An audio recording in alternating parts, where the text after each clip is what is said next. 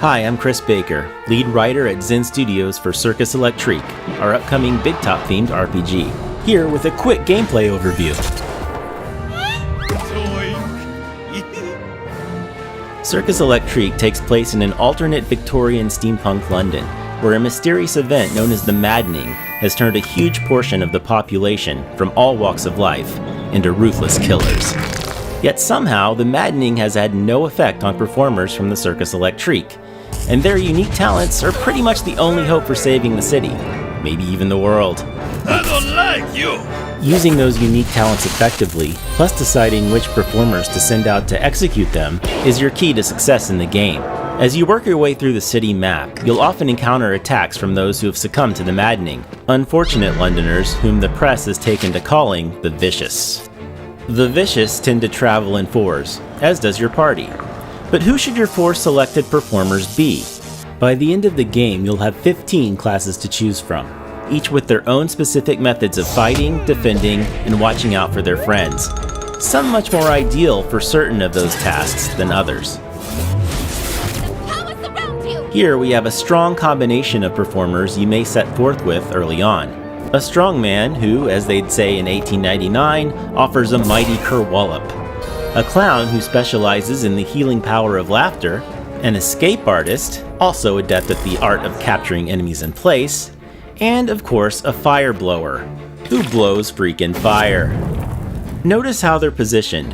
Positioning is a core strategic consideration in Circus Electrique, and we'll let Balthazar the strongman here show you why that is.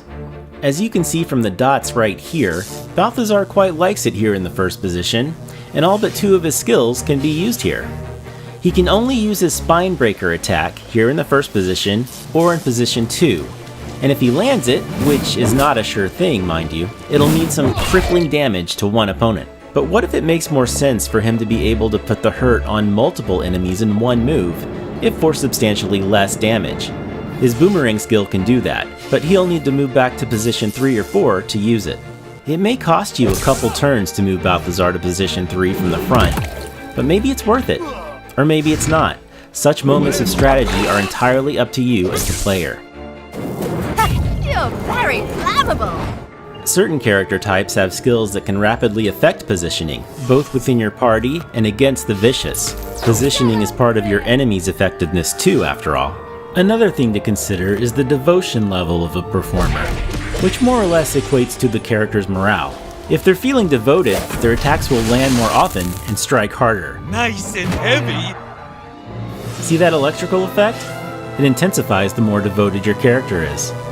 If they're grumpy though, you'll need to cheer them up through other actions, such as using specific devotion-related skills or devotion-enhancing items, like that brand new tasty beverage known as cola. Better than a bandage. Otherwise, you're not going to be too happy with their results. If they get too depressed, they may have completely had it with you and choose to leave the circus altogether. Of course, there's also a circus going on during all of this. The show must go on after all.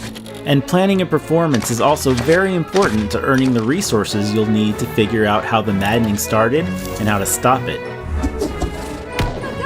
Thank you for joining me today. Be on the lookout for Circus Electrique when it hits PC and all your favorite consoles later this year.